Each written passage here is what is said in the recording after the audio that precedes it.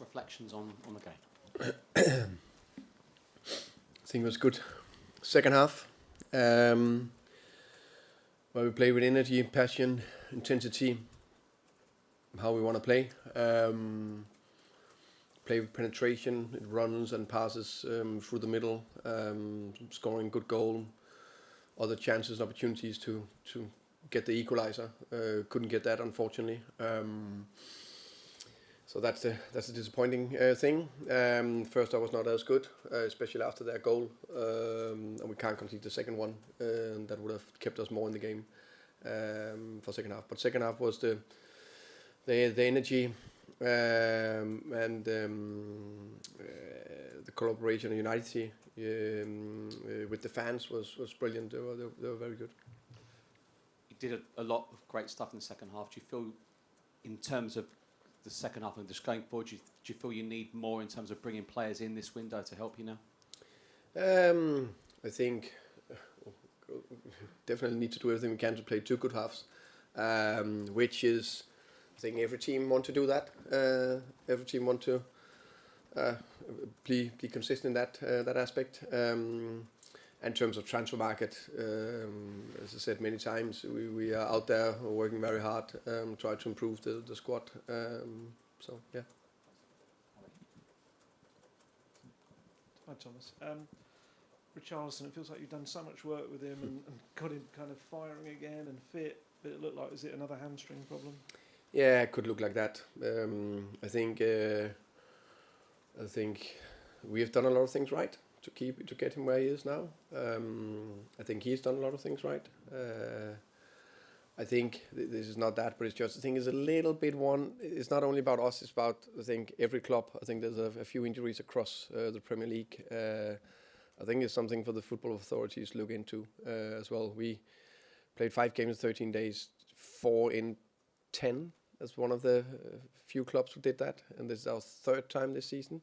And that's the most tricky thing with 2 days between. We're dealing with it. We're doing everything we can to compete in it, but that's a tough schedule.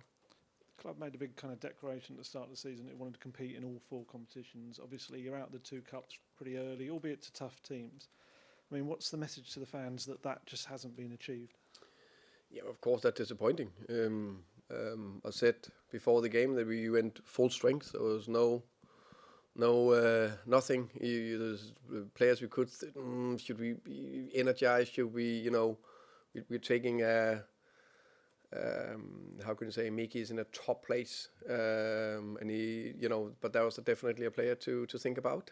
But we wanted to do everything we could to win the game, and we did everything we could. And especially second half, you can see we did everything we could.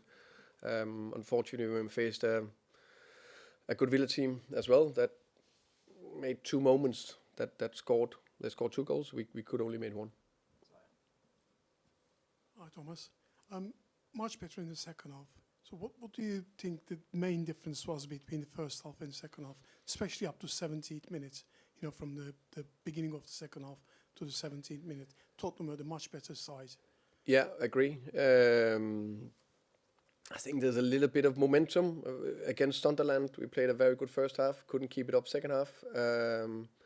Here we played a much better second half, came out with more energy, passion, more determination, and that, of course, we need to do everything we can to do over 90 minutes. So yeah, need to keep work on that. Hi Thomas, it was a really good second half. Unfortunately, a defeat, and you're obviously out of the FA Cup. What can you sort of say to fans tonight that are kind of thinking the season is virtually over now after this competition, being a really good chance to try and go far? Yeah, but I think that is disappointing. We all hurt. There's nothing we want to do more to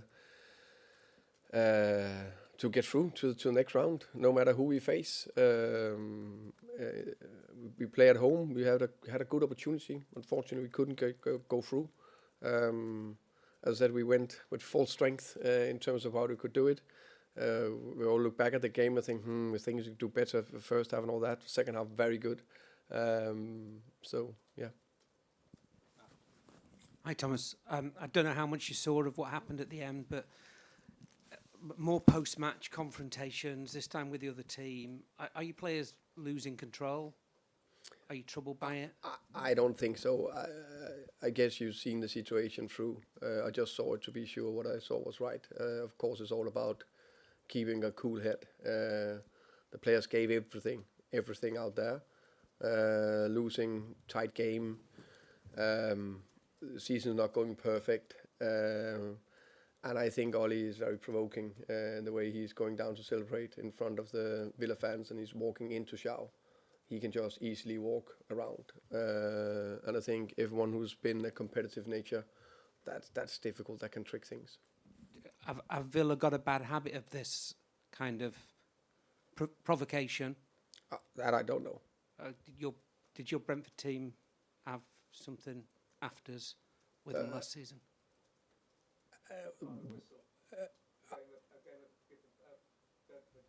Probably Ollie at the middle of it again. Maybe that. I remember there was one game, yeah, but that I know that I don't want to. I don't know that about Villa. I'll just speak about this situation. Okay, but you lost Kuti for something that happened sort of off the field after. It's just, is it a growing trend, and do you need to be careful because you're effectively losing? No, I think it's like you need to play with passion, and when you play with passion, then sometimes you play to the line, and sometimes a little bit borderline. So I see players with big passion. They want to do very well for the club, and I think that's very important. And of course, you also need cool heads. Hi Thomas. Aside from the enforced change in the first half, it obviously was 78th minute until you made your first kind of non-enforced change. I mean, the opposite number made changes earlier on in the game and perhaps lost a little bit of cohesion and impetus when those players were brought on. Was the waiting time perhaps speaking to, I suppose, a lack of depth and experience and quality on the bench? Yeah, no, basically that was it. I don't think we, for various reasons, had the depth in the bench today. We basically didn't have a midfielder to place Archie and Xiao. So I had a few solutions in my head if we had to lose one of them. We fortunately didn't. So that was part of it. Yeah.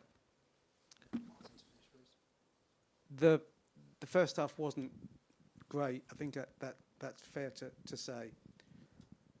The fans booed you at half time. There was a smattering of boos at the end of the game.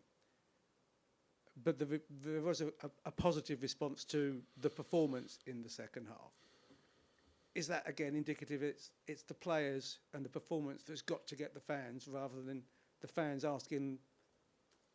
rather than the players asking the fans to back them without any doubt, as it were. I mean, do you have to start performing to get them back on side? No, yeah, we all know there's only one way to have everyone happy. That is performing consistently and winning enough games. That's the only way.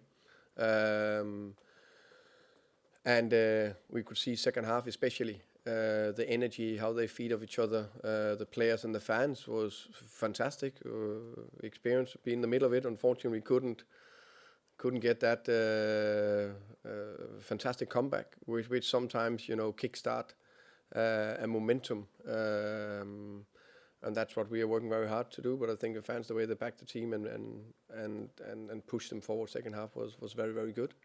I still think it's we need to, first and foremost us. We need to perform, and then they can feed off the energy. But of course, you also need them in tough times, which they are there. They're traveling in big numbers to away games, and they are backing us. So that's a two-way.